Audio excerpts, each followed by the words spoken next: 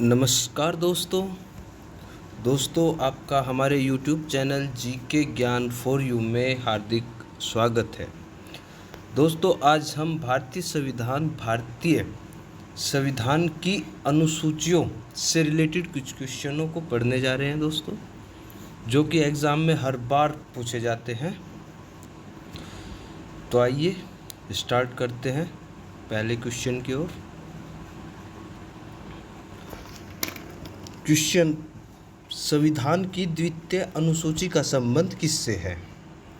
संविधान की द्वितीय अनुसूची का संबंध किससे है? नए राज्यों के निर्माण से, महत्वपूर्ण पद अधिकारियों के वेतन भत्तों से, सांसद से या राष्ट्रपति चुनाव से? तो इसका जो आंसर है वो है बी, महत्वपूर्ण पद अधिकारियों के वेतन भत्तों से।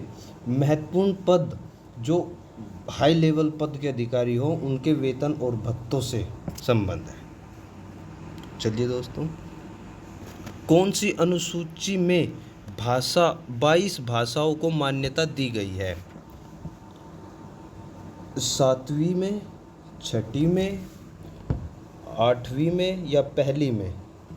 तो कौन सी अनुसूची में 22 भाषाओं को मान्यता दी गई है? वो दी गई है 8वीं भाषा में।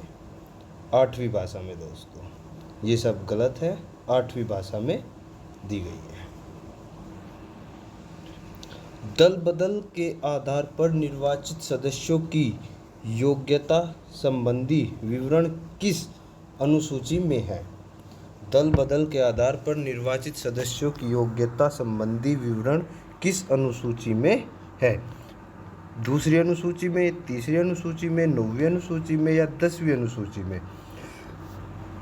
तो ये है 10वीं अनुसूची में। कौन सी? 10वीं अनुसूची में। संविधान की 6ठी अनुसूची किस राज्य में लागू नहीं होती? 6ठी अनुसूची किस राज्य में लागू नहीं होती? ये लागू मणिपुर, मिजोरम, नागालैंड, मेघालय। तो ये लागू नहीं होती, एक मणिपुर में नहीं होती है और एक नागालैंड में नहीं होती है दोस्तों। ठीक है, चलिए, किस राज्य के आरक्षण विधेयक को 9वीं अनुसूची में सम्मिलित किया गया है? किस राज्य के आरक्षण विधेयक को 9वीं अनुसूची में सम्मिलित किया गया है? राजस्थान में या पंजाब में, तमिलनाडु में या महाराष्ट्र में? ये तमिलनाडु में सम्मिलित किया गया है दोस्तों। क्वेश्चन, भारतीय संविधान की कौन सी अनुसूची राज्य में नामों की सूची तथा राज्य क्षेत्रों का ब्यौरा देती है? तीसरी अनुसूची, पहली अनुसूची, चौथी अनुसूची या 7वीं अनुसूची? तो कौन सी अनुसूची? पहली अनुसूची, बी। इसका राइट आंसर होगा बी, पहली अनुसूची।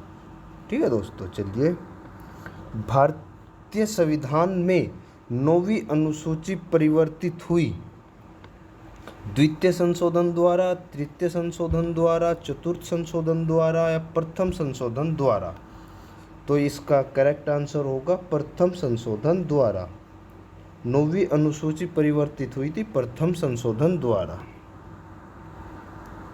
किस अनुसूची में केंद्र व राज्यों के बीच इस शक्तियों के बंटवारे का वर्णन है? तो किस अनुसूची में है दोस्तों?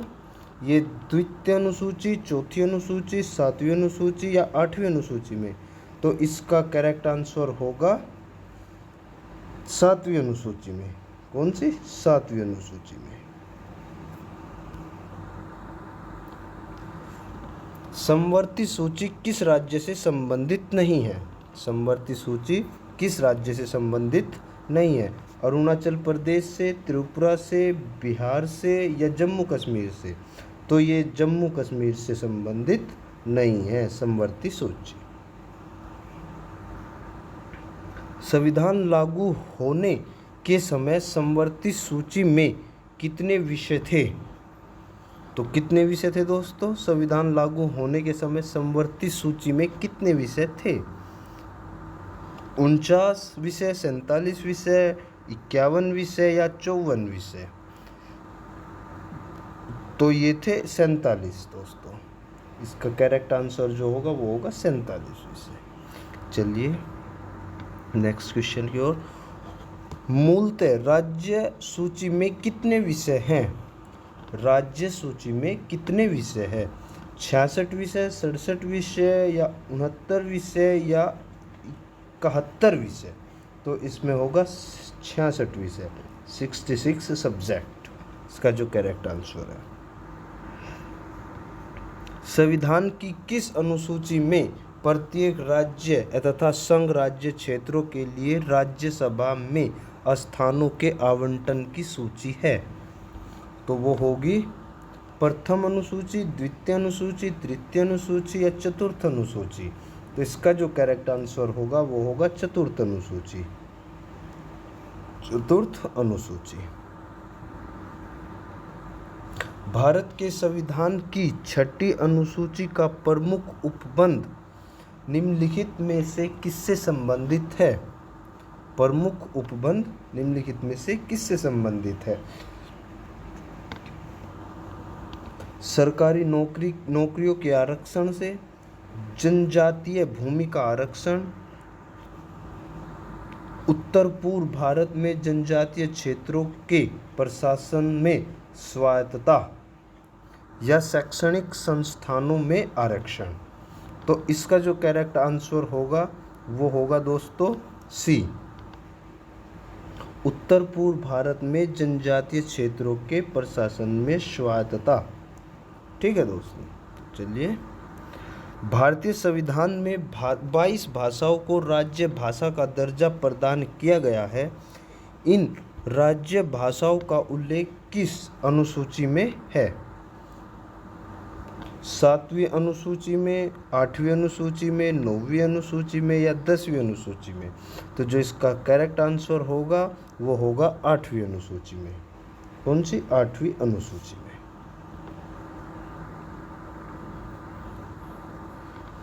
तो भारतीय संविधान की 8वीं अनुसूची का संबंध किससे है? राज्यसभा की सीटों के आवंटन के साथ, संघ राज्य और समवर्ती सूची के साथ, या भाषाओं के साथ, या दल बदल के आधार पर अयोग्य घोषित करने के साथ? तो इसका जो करेक्ट आंसर होगा वो होगा भाषाओं के साथ। तो दोस्तों आज की ये वीडियो यहीं समाप्त करते हैं। और हाँ दोस्तों, आपसे एक छोटा सा निवेदन है, यदि आप चैनल पर पहली बार आए हैं तो चैनल को सब्सक्राइब करें और बेल आइकन को प्रेस करें ताकि आपको हर आने वाली वीडियो का नोटिफिकेशन सबसे पहले मिलता रहे। तो वीडियो को शेयर करें, लाइक करें। धन्यवाद दोस्तों।